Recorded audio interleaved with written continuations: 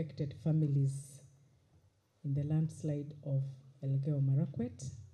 I want to confirm that the Ministry of Health and the county government are working very closely. We have deployed our teams to coordinate together with other ministries, Ministry of Interior, to ensure that the families who have lost their loved ones, we can provide psychosocial support, and we are also able to assist in the evacuation exercise. So I want to say pole, kule Elgeyo Marakwet kulikuwa na mambo inaitwa landslide na kuna watu wamekufa. Can you imagine a village like this kama imefagiliwa na maji na mmomonyoko wa udongo? Mpaka saa hii more than 30 people hata wajulikani wako wapi. Hatujui wako chini ya mchanga ama wako kwa mto. So you should thank God if you're alive. Na ndio maana nimesema it is important to know when God has blessed you. So tuwaombe na tuwaombe kabisa.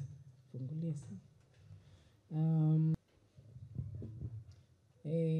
Na ile yote tumeongea mambo ya public health, ni vizuri tushirikiane na CHPs.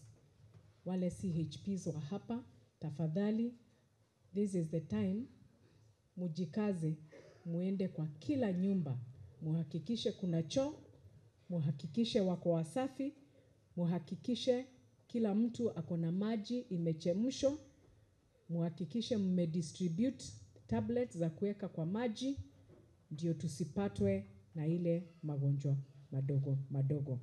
So tuendelee kuombeana, tuendelee kuombea the county government of Elgeyo Marakwet. Nimeongea na governor jana usiku na akaniambia wameshikilia, na we are dealing with the whole of government. Mambo ikitokea mahali, sisi wote tunashikana na tunafanya kazi pamoja. Tuko na furaha sana kukuwa associated na PS. Hapa Kirinyaga East huwa tumeshikiliwa sana na madam, and we thank God. Na si kwa kanisa peke yake, ameshikilia pia vijana.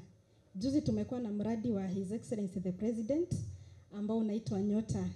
Na madam tunashukuru sana kwa sababu hapa Njokeni 455 youths waliweza kuapply. Na siku ya validation tuliweza kuvalidate 264. Kwa hivyo hiyo inaonyesha tukiwa na madam PS tuko mbele. Kwa upande wa usalama madam, kila kitu iko sawa. Wakulima sasa wako busy kwa mashamba yao. Tunavuna kahawa.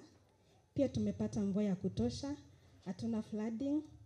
Kwa hivyo wale walipanda kitambo kwa sasa wanapalilia na wengine wanaendelea kupanda. Kwa upande wa elimu, watoto wako nyumbani since mid-October. Watoto wetu wamekuwa on holidays. Na kuna wale wa grade 6 ambao waliweza kufanya KPSEA examinations, wakamaliza on Wednesday. Wale wa grade 9 watamaliza kesho. KCSE pia inaendelea. Na tunaomba ya kwamba Njokeni tutakuwa na 100% transition. Hii inamaanisha ya kwamba wanafunzi wote ambao wamefanya grade 6 wataweza kwenda junior school, that is grade 7. Wale wa grade 9, the pioneer class, wataweza kwenda for senior school. Na wale wa form 4 wataweza kwenda TVETs, colleges na universities.